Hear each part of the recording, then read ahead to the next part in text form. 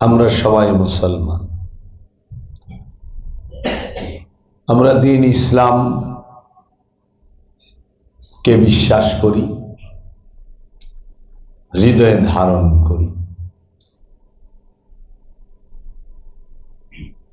আমরা আল্লাহ রাব্বুল আলামিনের এক রূপ তথা ওয়াহিদ রূপ এবং আহাদ রূপ, একক রূপ, এই দুই রূপকেই বিশ্বাস করি। আমরা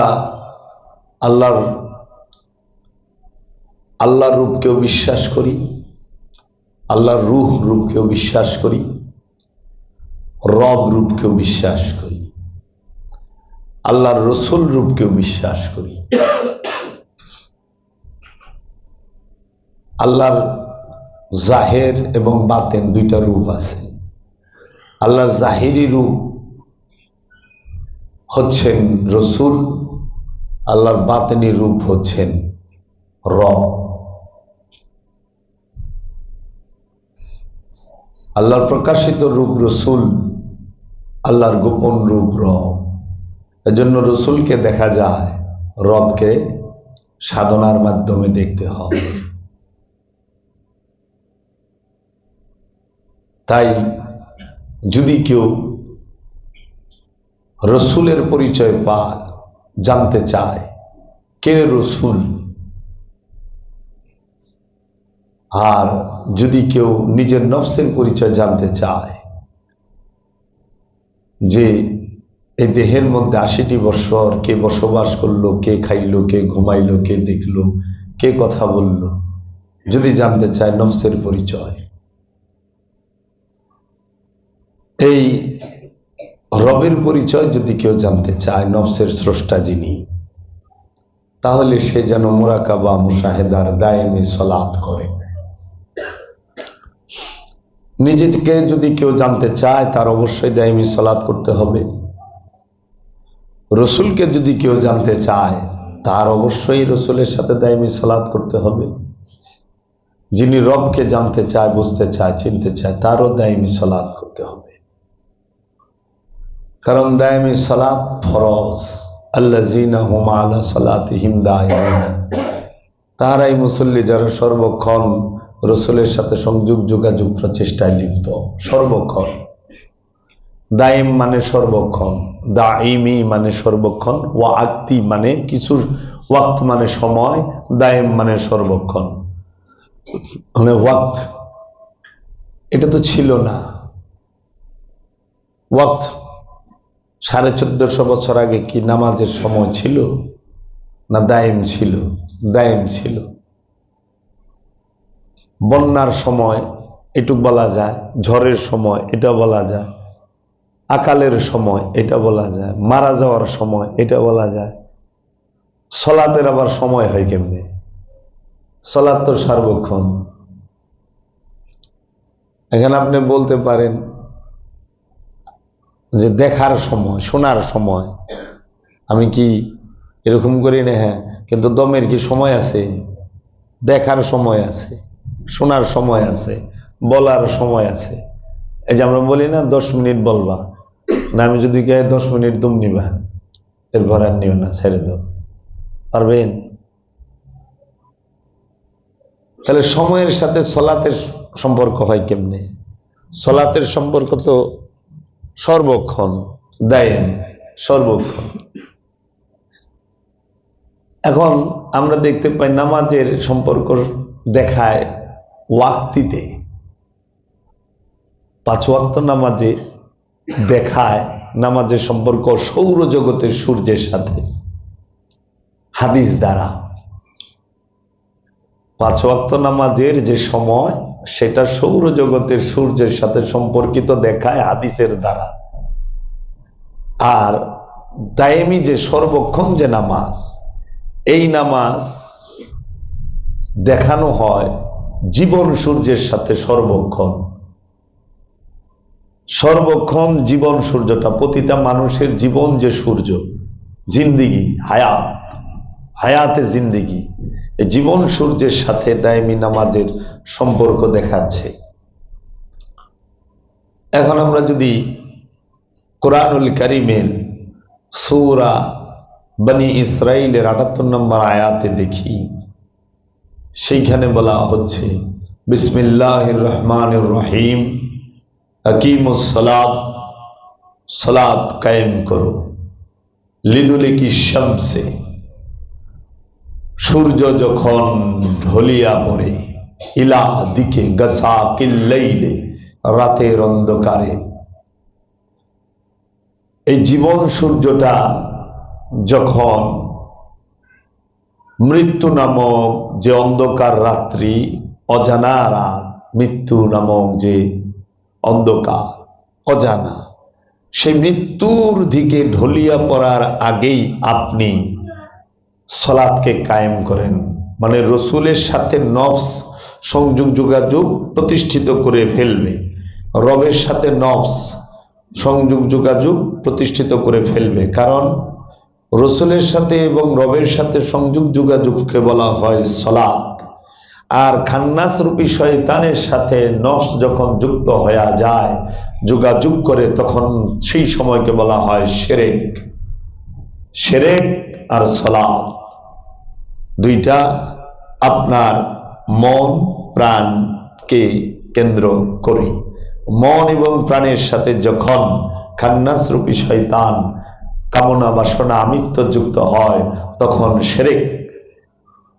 শিরকে আছেন। আর শিরক থেকে যদি আপনি বাঁচতে চান, শিরক থেকে যদি আপনি মুক্ত হতে চান, শিরক থেকে যদি আপনি বিচ্ছিন্ন হইতে চান, তাহলে অবশ্যই আপনাকে আল্লাহর রসুলের সাথে, আল্লাহর কোন কামেল অলির সাথে, আল্লাহর কোন অলি বন্ধুর সাথে সর্বক্ষণ সংযোগ যোগাযোগ প্রচেষ্টায় লিপ্ত থাকতে হবে। যারা সর্বক্ষণ রসুলের সাথে সংযোগ যোগাযোগ প্রচেষ্টায় লিপ্ত থাকেন, তাহারাই দায়েমি সালাতি মুসল্লি। এর জন্য সালাতকে কায়েম করতে হবে। জীবন সূর্যটা মৃত্যু নামক অন্ধকারের দিকে ঢলিয়া পড়ার আগেই দায়েমি সালাতকে কায়েম করে আপন রূপ, নফসের রূপ এবং রবের রূপের দর্শন লাভ করা, রসুলের রূপ দর্শন করা। যেই মুহূর্তে আপনি দায়েমি সালাত কায়েম করবেন, আপনার সালাত কায়েম হয়ে যাবে রসুল আর রবের সাথে, তখন আপনি দেখতে পাবেন ভোরের কোরআনকে। এর জন্য বলছে ওয়া কোরআন আল ফজরে, ওয়া এবং কোরআন আল ফজরে, ভোরের কোরআনকে দেখো। ভোরের কোরআন, কোরআন মানে কি? যাহা বারবার পাঠ করা হয়। কোরআন কি? নূর। কোরআন তো লাল সূর্য না, কোরআন তো কাগজ কালির আরবি লেখা না, কোরআন হচ্ছে নূর। আমি কইছি, আল্লাহ কইছে না এই কোরআন নূর? কোরআনকে নূর বলে নাই? লা ইয়ামাসসাহু ইল্লাল মুতাহহারুন, কেউই স্পর্শ করতে পারে না এই কোরআনকে পবিত্র হওয়া ছাড়া। আচ্ছা, আপনারা ওযু গোসল করে কি সূর্য টাচ করা পারবেন? হ্যাঁ, ভোরের কোরআন সূর্য টাচ করা যায় ওযু গোসল করে? না। কিন্তু বলতেছে কোরআন আল ফজরে, ভোরের কোরআন। ওই জায়গায় এরা বানায় দিল ভোরের নামাজ, সালাতুল ফজর হইল। ওইখানে তো সালাতুল ফজর নাই, আছে কোরআন আল ফজরে, ভোরের কোরআন। কোরআন কি? আল্লাহর বাণী। কোরআন কি? আল্লাহ। কোরআন হলো আল্লাহর বাণী। কোরআন কি? রসুল। কোরআন হচ্ছে রসুলের বাণী। যে রসুলের জবান দিয়ে আল্লাহর বাণী বের হয়, ওইটাই কোরআন। প্রকাশিত বিকশিত রুহের রবের বাণী কোরআন। রবের বাণীকে কোরআন বলা হয়। ওয়া কোরআন আল ফজর, ইন্না কোরআন আল ফজরে, নিশ্চয়ই ভোরের কোরআন কানা মাশহুদা, হয় প্রমাণিত। আপনি স্বচক্ষে দেখবেন, আপনার হৃদয় মাঝে, আপনার মনোরাজ্যে, প্রাণরাজ্যে রসুল দর্শন হবে, রবের দর্শন হবে, আত্মদর্শন হবে। ভোরের কোরআন নিশ্চয়ই ভোরের কোরআন হয় প্রমাণিত। ভোরের সূর্য বলে নাই, কিন্তু ভোরের কোরআন।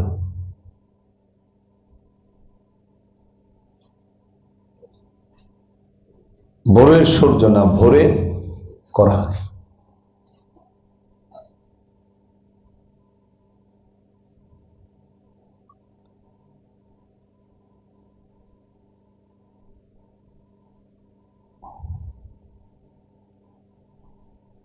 এটা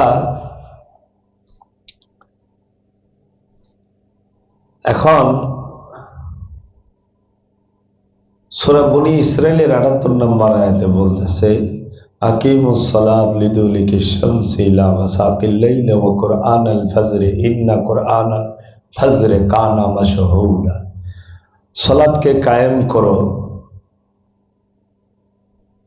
আকিমুস সালাত লিদুলিকি শামসি, সূর্য যখন ঢলিয়া পড়ে, ইলা গাসাকিল লাইলি, রাতের অন্ধকারের দিকে। সালাতকে কায়েম করতে হবে সূর্য যখন রাতের অন্ধকারে দিকে ঢলিয়া পড়ে তাহার পূর্বে। এখন এইটার মানে যদি ওই সৌরজগতের সূর্যের সাথে হয়, তাহলে পরে আমরা দেখি প্রতিদিন সূর্য ডুবে, তাই না? অন্ধকার হয়, তো সালাত তো একদিন কায়েম হইয়া যাওয়ার কথা। সকাল থেকে নামাজ পড়া শুরু করবেন, সন্ধ্যার আগে আপনার সালাত কায়েম হয়ে যাবে। কারণ আকিমুস সালাত, সালাত কায়েম করো লিদুলিকি শামসি, সূর্য যখন ঢলিয়া পড়ে, ইলা দিকে গাসাকিল, অন্ধকারের লাইলে, রাতের অন্ধকারের দিকে সূর্য ঢলিয়া পড়ার আগেই সালাতকে কায়েম করতে হবে। এখন আপনি 63 বছর ধরে নামাজ পড়বার লইছে, এটা তো কইছে যে রাতের অন্ধকারের দিকে সূর্য ঢলিয়া পড়ার আগে সালাত কায়েম করো। এটা কখনো এই সৌরজগতের সূর্যের কথা বলে নাই, যুক্তিতেই আসে না, দলিলেই আসে না। এটা বলা হয়েছে মানুষের জীবন সূর্যের কথা, হায়াতে জিন্দেগির কথা।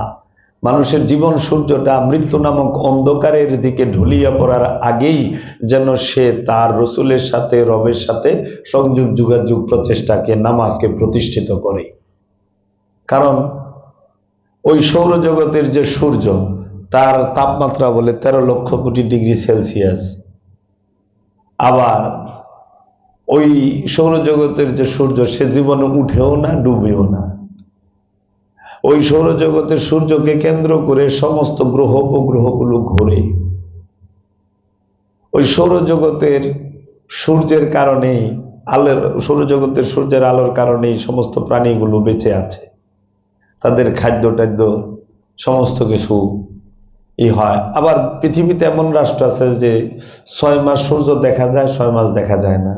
আবার পৃথিবীতে এমন রাষ্ট্র আছে যেরকম নরওয়ে, কানাডা, তারপরে ওই যে ফিনল্যান্ড, হ্যাঁ, এই সমস্ত, তারপরে আইসল্যান্ড, এই সমস্ত অঞ্চলে রাত হয় প্রায় 11টা-12টার দিকে, 10টার দিকে, রাত 10টায় রাত সন্ধ্যা হয়। তাহলে তারা এশা পরে কিভাবে, ফজর পরে কিভাবে? হ্যাঁ, তো সৌরজগতের হিসাবটা, আগে তো মানুষ পৃথিবী ভ্রমণ করে নাই, কানাডা যায় নাই, থাকছে ওই ছাপড়ার তলে, কই এইটাই সূর্য উঠছে, সূর্য ডুবে গেছে। আগে তো মৌলবী সাহেব এইটুকু কইতো যে পৃথিবীরে কেন্দ্র করে সূর্য ঘুরে, 13 লক্ষ পৃথিবী সমান সমান একটা সূর্য। এটা সূর্যের আয়তন এত বড়। এর জন্য সালাতের সম্পর্ক হলো মানুষের জীবনের সাথে, সালাতের সম্পর্ক হলো ইমানদারের সাথে, সালাতের সম্পর্ক হলো মুসল্লির সাথে, সালাতের সম্পর্ক মুমিনের সাথে। তাই মানুষের জীবন সূর্যটা অন্ধকার মানে মরণের দিকে ঢলে পড়ার আগেই যদি সালাতকে কায়েম করতে পারে, তখন তার মধ্যে আত্মজাগরণ হয়, তার মধ্যে রুহের প্রকাশ হয়, বিকাশ হয়। রুহের প্রকাশটা যখনই তার প্রথমবার ঘটে, তখনই বলছে ওয়া কুরআনাল ফাজরে, ভোরের কোরআন দেখবা। কারণ রুহ সে নিজেই নূরি কোরআন, নূর। আর ওই রুহ যে ভাষা বলে ওইটাই কোরআন হয়। রুহ জাগ্রত হইলে রব, আর রব যে ভাষা বলে ওইটাই কোরআন। তাই রুহের জাগ্রত রূপের নাম হচ্ছে রব, আর রবের বাণীর নাম হচ্ছে কোরআন। এই রবের বাণী কোরআন। তাই কোরআন বলছে ইন্নাহু লাকাউলুন রাসূলিন কারীম, নিশ্চয়ই এই কোরআন হচ্ছে সম্মানিত রসুলের বাণী। কারণ রসুল সেই হয় যার মধ্যে রব জাগ্রত রূপে অবস্থান করে। রসুল সেই হয় যে তার নফসের সাথে থাকা বীজরূপী রূহকে সাধন মুরাকাবা মুশাহেদার ধারা জাগ্রত করে ফেলে, প্রকাশিত করে ফেলে, তখন সে তার নিরিক মহলে, সে তার তাসাব্বুরেই, সে তার মুরাকাবায় সেই রবের রূপ দেখে, যাকে বলা হয় মুশাহেদা। মুরাকাবা হইলেই মুশাহেদা হবে, কারণ মুরাকাবা সংযোগ যোগাযোগ, আর মুশাহেদা মানে দর্শন, দেখলো, সাক্ষী। মুশাহেদা যার হয় সেই হয় শাহাদা, সোহাদা মানে চশমদিদ গাওয়া, চাক্ষুষ সাক্ষী, আইনু লেকিন হাক্কু লেকিন, চোখে দেখা সাক্ষী সে হয়ে যায়। তখন বলে ইন্না কুরআনাল ফজরে কানা মাশহুদা, নিশ্চয়ই ভোরের কোরআন হয় প্রমাণিত। তাই বাবারা, এই সালাত জীবন সূর্যের সাথে সংযুক্ত, সালাত নামাজ জীবন সূর্যের সাথে যুক্ত। ওই মাথার উপরে সৌরজগতে, আসমানের মধ্যে যে সৌরজগৎ, সেই সূর্যের সাথে নামাজের কোনো সম্পর্ক না। কেন? নামাজের আজানের আওয়াজ তো সূর্য পর্যন্ত যায় না। মৌলবীর কাছে এমন মাইক আছে যে আজান সূর্য পর্যন্ত পৌঁছায় নাই তো। মৌলবীর যে মাইক, সেই মাইকের আজান জীবন সূর্যের কাছে পৌঁছায়, কিন্তু ওই সৌরজগতের সূর্যের কাছে পৌঁছায় না, বুঝছেন? এর জন্য সালাত যুক্ত জীবন সূর্যের সাথে। যদি সৌরজগতের সাথে, সৌরজগতের সূর্যের সাথে নামাজের ওয়াক্তের সময়ের সম্পর্ক থাকতো, তাইলে মানুষ কেন সৌরজগতে যায় নামাজ পড়ে না, সূর্যের ওইখানে যায়? জমিনে সেজদা দেয় কেন? রুকু সেজদা জমিনে কেন? সলাতে জমিনে দাঁড়ায় কেন? সূর্যের উপরে যায় দাঁড়ান, পাও থাকবো নি? এর জন্য সূর্য দুই প্রকার, একটা সৌরজগতের সূর্য আর একটা জীবন সূর্য।